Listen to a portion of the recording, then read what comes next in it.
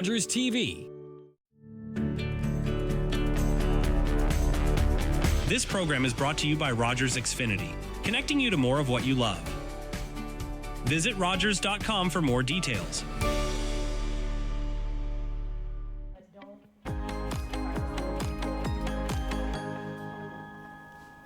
Hi again, everybody, and welcome to Living Well, Giving Well on Rogers Television, Grey County. I'm Fred Wallace, and my co-host is Denise Reid. And as mentioned, this is Living Well, Giving Well, a program that's been now on episode number 31, if you believe that. Wait, it's zooming by.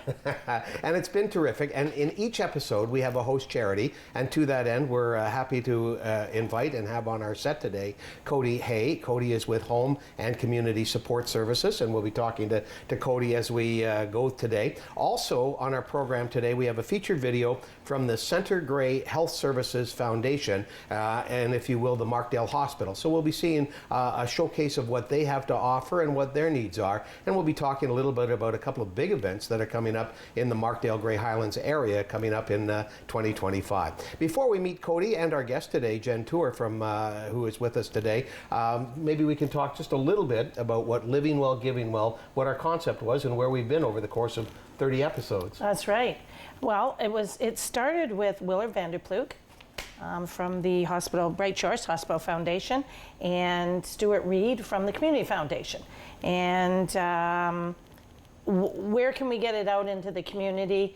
Talking to lawyers, talking to accountants, talking to charities. Where can we help? What can we do? Living well and giving well. Okay. And in the banner that you see behind Denise and beside Jen, you can see that we are supported by willpower.ca, and we encourage everybody to go to willpower.ca and see just how simple it is to leave a gift in your will to a various charity. It might be Home and Community Care Services, support services. It might be the Center Grey Health Services. It might be a different cause that's near and dear to you, but it's very easy to do, and willpower.ca has all the steps. So now let's meet our guests today. Well, I'd like to, Cody, we've had you on before. Hi, thank you for having me again. Pleasure. And Jen, do you want Jen or Jennifer? Jen's fine. Okay, Jen Tuer, who is a lawyer here in Owen Sound. In Owen Sound and in Port Elgin. And in Port Elgin. Now, are you from this area or? We've been here, my husband and I. He's also a lawyer in Port Elgin. Okay. We've been here for about 15 years. Okay. Grew up in London, worked in Toronto for a bit. Okay. Whoa. Now and you're then in. Saw the light. And then saw the light, exactly. And the shores. Yeah. Yeah, exactly. So what we're talking about today is, you've been named as an estate trustee. So first of all, I want to say, executor, trustee, same or different? We'll say they're interchangeable. Okay. For all intents and purposes, interchangeable. Okay. And I will probably interchange them as we go through today. Because I just wondered whether the terminology is, way back it was executor, executrix, now, trustee. So they are considered the same thing for our viewers. Yeah, it'll be fine for people. Okay, okay. So what would then an estate trustee, how does that get set up? And what are the responsibilities? Yeah, I think the responsibilities is the key part that most people are going to want to know. So in terms of getting it set up, you get named as part of somebody's estate planning, which is all about what we're talking about here. They will, when they're meeting with their lawyer, when they're putting their will in place, identify the person that they want to be administering their estate once they've passed, the person they trust to be sort of taking care of business and following their wishes.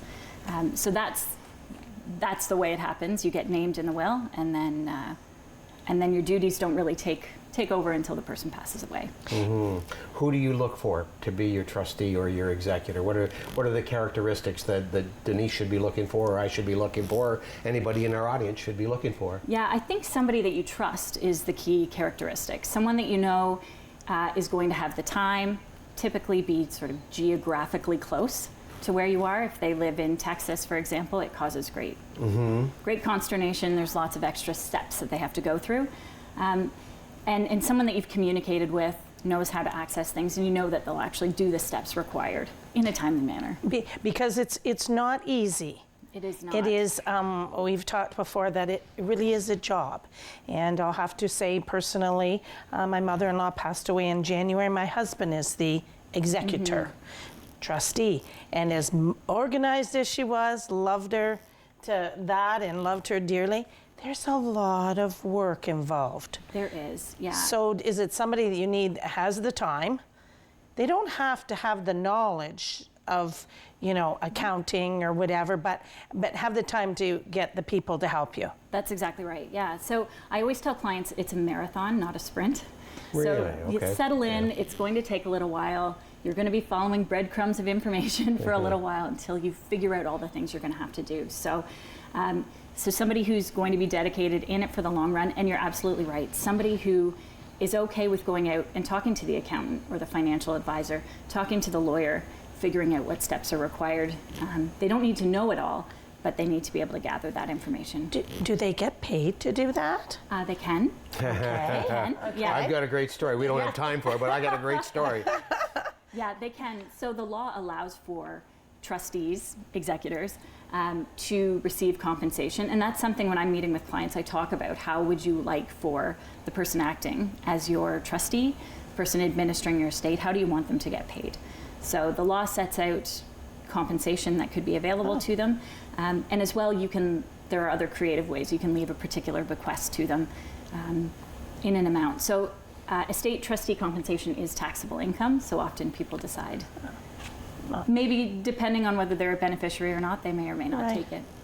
Well, I guess, if it's your family, then probably maybe no, because you're already maybe a beneficiary or whatever. But if it's somebody that's, I don't know, what would be an example of somebody that maybe would potentially get paid to, like if it's... Me. I'm an executor for a childhood friend who's 2 hours away, and I've known since age 6. So yeah, there would be a payment there. Yeah. Okay. And there are lots of trust companies that do this as a business. So they have a particular trust agreement. There is already an arrangement in place for what their compensation would be. But there are places, if you don't have that trusted advisor or a trusted person in your life, that you can go. Yeah. And they do get paid. Jen Tuer is our guest from Tuer and Thomson, or Thomson and Tuer? It's Humphrey Thomson Tuer. Okay, Humphrey Thomson Tuer. All right, from now on I'll just say Jen. And Cody Hay is with us from Home and Community Support Services. You've nodded your head as we've gone along here today. What would you like to add to what we've been talking about, Cody? Oh, I just think that it's so important to have someone knowledgeable and, an expert like Jen, whenever you're starting to navigate conversations with your family, what do you want to do with your estate? And sometimes, the point of willpower, living well, giving well, is considering, do you want a portion of your estate to go to a charity like Home and Community Support Services? And having trained experts like Jen at your side will make that as painless as possible. Mm-hmm. You're our host charity today, Home and Community Support Services. Tell us a little bit about it, and I know that might take the rest of the show with all the services that you have, but an overview of HCSS, because we see the van and we see the banner here, there, and everywhere. Yeah. Home and Community Support Services Grey Bruce is a not-for-profit agency and charity. We've been offering services to seniors and adults with disabilities in Grey Bruce for over 30 years. Some of those services would be Meals on Wheels, transportation, adult day program and overnight respite, in-home respite, housekeeping, friendly visiting. All of these services are designed to help prolong independent living and enhance quality of life. Right, yeah. So, for your family members that don't want to move into long-term care, or not even your family members, for yourself, for anyone that is aging and, realizing that as they're aging, some of the pieces that don't feel quite as easy as they used to, like getting out, getting groceries, getting to specialty medical appointments in the city, just feeling isolated. These are things that we can help with.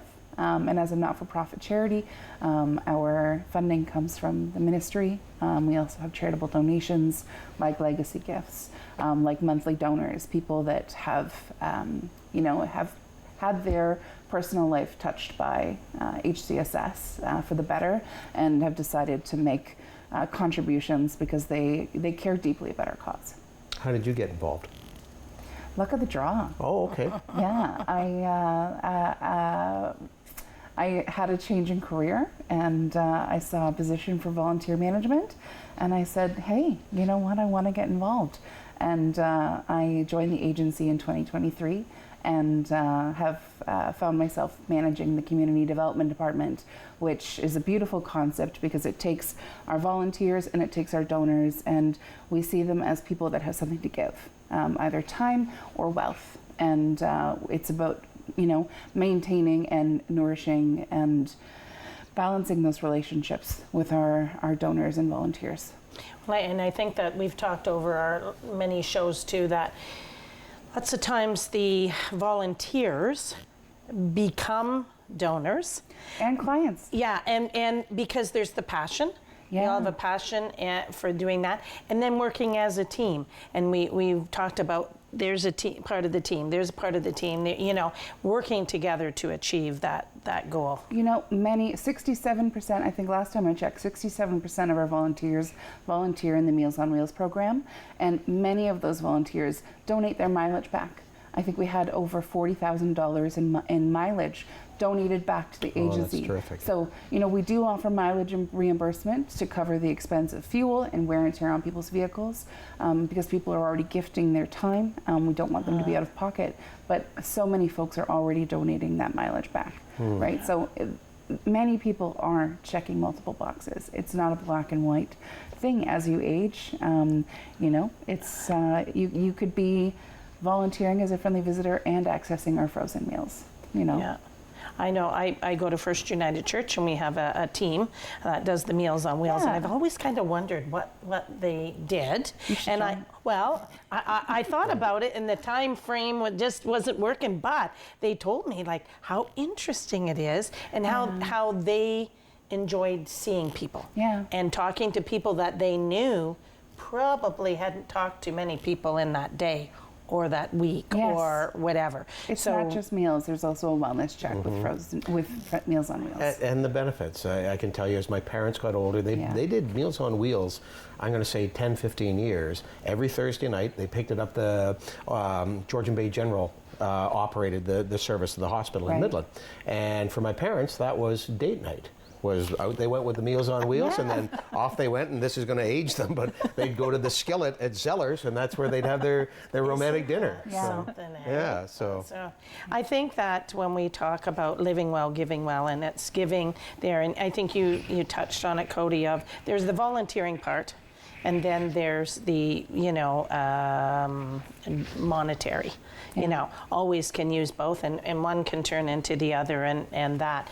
And when we talk about, you know, estates and that, and we're encouraging people to willpower.ca, and, you know, even if people want to take care of their family first. Let's face it, they always do. But there's always room. 10%, take 10%, 5% to give to a charity of your choice or whomever. But there is room. You just have to be able to, yes, we are looking after our family. And that percentage piece is so helpful because, you know, I mean, even say today, you know, maybe you're in your 50s, you're writing your will or you're modifying your will, and you don't know what your estate is going to look like in your 70s or your 80s. And allocating a percentage means that, you know, maybe it's $50, maybe it's $500, maybe it's $5,000, but at the end of the day, you still know your family's taken care of, and an agency that's close to your heart is getting a portion of your estate. This is Living Well, Giving Well on Rogers TV Grey County. Our guests are Cody Hay and Jen Tuer. We'll be back to talk to more with some more with Jen and with Cody as we go along. But we're going to take a quick break now, and we've got a featured video from another one of our charity partners, and that is the Center Grey Health Services Foundation, or if you will, the Markdale Hospital. So that's coming up, so stay with us. We'll be back with more right here with Living Well, Giving Well on Rogers Television Grey County. Hi, I'm Harvey Fraser. I'm chair of the Center Grey Health Services Foundation. We have a brand new hospital in Markdale, but the government only funded 90% of the bricks and mortar. The remaining, all the equipment, right down to the chair you sit in, is funded locally by local donors from our community. State-of-the-art equipment is very important.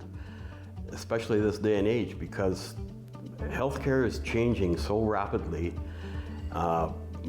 Equipment that you bought 10 years ago is already antiquated, not up to date. So you're constantly in a process of replacing equipment because of the state of the art. And that state of the art is a good thing, because that saves lives. And that's why we're all here, is to do what we're doing, is to provide funding for this state of art of equipment. If you don't have that equipment, you have a difficult time getting doctors to come to your area and possibly even retaining them if you don't keep ahead of the curve of state-of-the-art equipment. We need your support. It's important that we continue to raise dollars. So our donors are very, very important to us. Individuals, businesses, that they continue to support us, because, like I said, you never stop raising money for healthcare. If we didn't have donors, none of this would be possible. So I thank all our donors. Every time you ask for something, they always step up and make the job that much easier.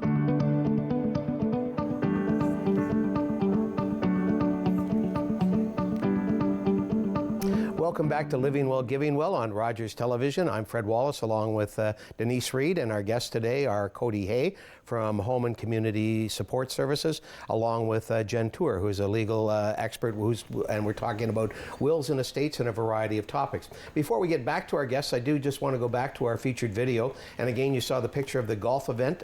It's coming up at Homestead Golf and Resort on Friday, July the 18th, and it's the 6th annual golf tournament. That's a fundraiser for the foundation. And the other event that I really want to stress or spotlight is something that's a great deal of fun. They have a Grand Fondo Grey Highlands, or Grey Highlands Grand Fondo, and it's set for Saturday, September the 6th this year. There are 4 different routes that you can travel, some as low as 26 kilometers, some as long as 124 kilometers. But I went to the event last year, and their target was $75,000, and they blew by it. They had more than 200 riders, and they raised more than $100,000, and it goes to much needed medical equipment with the Markdale Hospital. And just looking at my notes, a vital signs machine, an infant warmer, and also a hypothermia machine. Those are the things that they'll be looking for at the Center Grey Health Services. So again, that event Saturday, September the 6th, and it's a great one. Now, So you took the long route, did you? I stood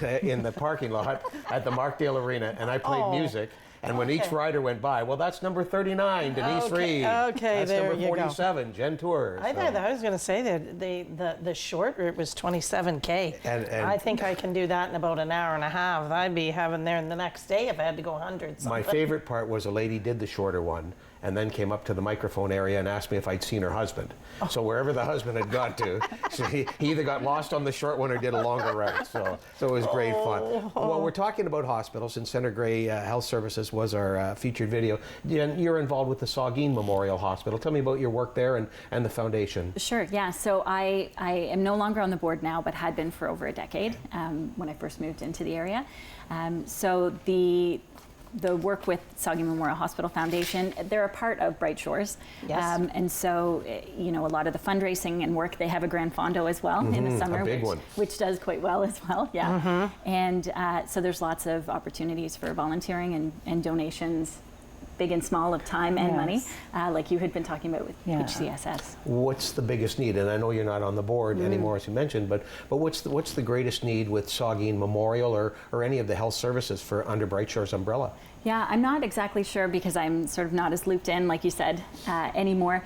But just the annual needs, some of the things that aren't quite as flashy. But there are still those capital needs every single year beyond just the big campaigns that are going on, upgrades to maintenance and things so putting it, just even bringing it back to the wills, putting into wills, not having limited, it's limited to a particular campaign, having broad donations is something that benefits all these organizations a lot. Oh, certainly, yeah. I mean, with HCSS, of course, we will welcome any donation of any kind, and we do have people that are donors that very specifically, they wish to donate to our Hanover Daily. And of course, we will always graciously accept that. But it is always very helpful to have general donations that we can use in any capacity, whether it be to help subsidize a client's bill when they're struggling, whether it's to purchase an unexpected piece of equipment, or go into advertising to advertise our need for volunteers, or just to let people know about our services. I think that once again, it's the passion to, connected to whatever it is, usually gets the people to go towards whatever. And we had Willard Vanderploeg from, Bright Shore's Own Sound, although I know he takes kind of care of the legacy gifts for all. But we talked about that last week too, about, where do the gifts go, and realizing that the hospitals are getting, not for their daily budgets, this is, capital expenditures that need to be done. And he was saying that he does get notified if people have put theirs, in their will for that. And I wondered about that with your organization, Cody. Do people let you know, hey, I'm really interested and this is how much I've given to your organization in my will? It's certainly helpful. I have had one person reach out. I mean, I like I said, I've joined HCSS in the last couple years, and only more recently started with fundraising. So it's been a really beautiful learning experience. And when I had a person reach out to me, they were looking for, what do I say to my lawyer? Like, what do I put in my will? And that gave me the opportunity to develop some materials, printed materials for people to use as resources, so that their lawyer knows exactly how to contact the right person if there's any confusion about verbiage, or to clearly indicate which program the person would wish to see their their charitable gift to go towards, right. And also to help people know, if they're looking to make a donation, this is how you would clearly identify in their will the way to do that. Right. So, and do you get that then? Do they come to you, Jen, and say, I would like this to go to this charity, or do you, in your plan, say, you've looked after how would you like any other gifts to be given? It's a bit of both. Some people come prepared for the meeting and already know I want to leave this amount to my family, however it's going to be divided, and then I want to leave a percentage to HCSS. Yeah. Other times people haven't thought about it, and it's a conversation I try to spark in all of those initial meetings. What's the percentage of those that know and those that don't know? I think everybody knows it's an option. Yeah. I think people don't realize that it isn't taking money out of their family's pocket, that there are actually, when we're talking broader estate planning, that there are good tax benefits. And so that I think is new to people, that I think most people haven't really considered it. They knew it was an option, but haven't really considered it until you have an in-depth conversation about it. And I think that I think they have it in their hearts. I really do, but are also have it in their hearts for their family and saying, okay, I've got to look after them. And then finding out, and we've learned through Kelly Hafling, we have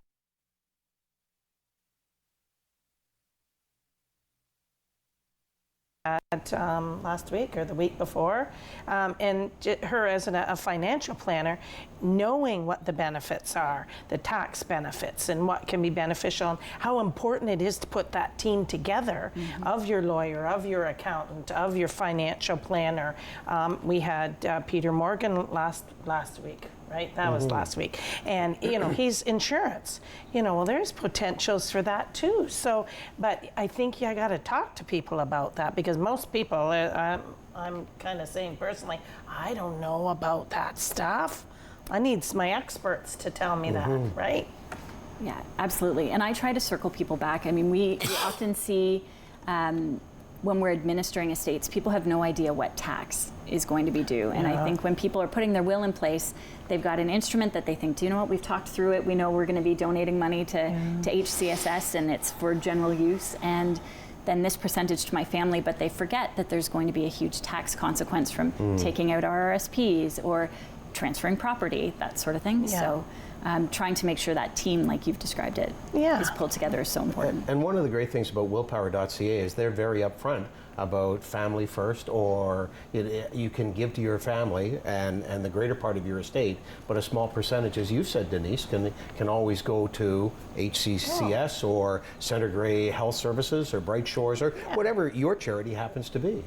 Yeah, I mean, we all have passions. We all have where we're close to. We all have relationships. Lots of times it's unfortunately we have that relationship through whether it's the Cancer Society or the Heart and Stroke or whatever. But I think when people have that relationship, they do tend to go towards that. I just want to pop right one thing with the estate trustee. Is it good to name if you have 3 children? Is it good to have 1 or all 3 or 2, or do you try and stay away from that? Yeah, I giggled a little as you started because that's the topic in every meeting. So I think some people are of the view that if I don't name them all, I'm not treating them fairly, not realizing it's not a glamorous job like we've talked about. No. The worst thing is if all of your estate trustees are disagreeing on things. Nothing happens on your estate. So finding that person you trust, whether it's one of your children, none of your children, a trust company, family friend from when you were a child, all of those. Mine's with a lawyer. Yeah. That's my trustee is Middleborough and Stevens. Yeah. Yeah. I mean, next week we're going to talk about a little bit more about the family dynamics in that. So, but it was on my mind, and I used to work at a bank many years ago, and we had a trust department, and boy, I saw just such sadness when there was some dealings with that. So I think that you're already dealing with sadness. Yes. And if you can do it, but we also talk about getting the will, having the estate planned, that you are actually doing your family a favor. It's benefiting for you to have, so you know what your legacy is going to be when you leave. And hopefully the trustee and that keeps that to that. Maybe minor changes, I don't know if that's allowed or whatever, but to keep that, you're the one that is controlling your legacy. That's right. Last question for you, Jen. On our edition of Living Well, Giving Well today, you talked about the steps that were involved for someone when setting up with the executor. The executor, it also behooves them to ask a lot of questions, does it not? Absolutely. For them to make sure that they understand the role that they're taking on, that they feel they'll be in a position to be able to actually do that job when the time comes, it causes so much churn for an estate when someone passes away and their executor says, do you know what, I changed my mind. I don't think that this is right for me. Does that happen? Yeah, and so when we're drafting the wills, we make sure that there's alternatives, there's backups in place. Wow. But it happens probably more frequently than people realize. Well, you kind of shocking me. Yeah, I could sense that from both of you. Yeah, what? So being really honest with the person who's named you as to whether you feel you can take that role on is so important. And that communication. Exactly. Yeah. As we wrap up today, Cody, how do people get in touch with home and community support services? So people can access all of our contact information through our website, www.hcssgraybruce.com. They can also call us at 519-372-2091. Cody, Jen, this has been terrific.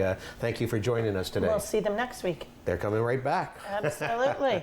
So join us again on the next edition of Living Well, Giving Well, right here on Rogers TV, Grey County.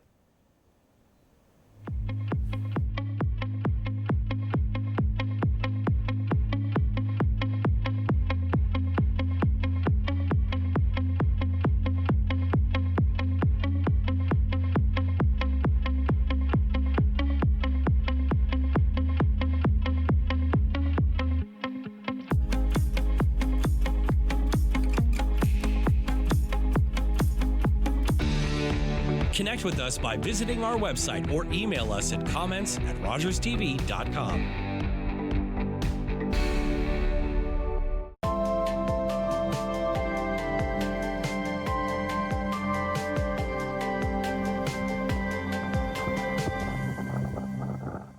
Hi, I'm Carol Merton, host of HealthLink on Rogers TV. HealthLink connects home, community, and healthcare with interesting topics and speakers about your health and your community. Are you a passionate content creator ready to expand your audience reach? Do you have unique stories, captivating hobbies, or special interests that deserve a spotlight? Rogers TV is here to amplify your voice within the community.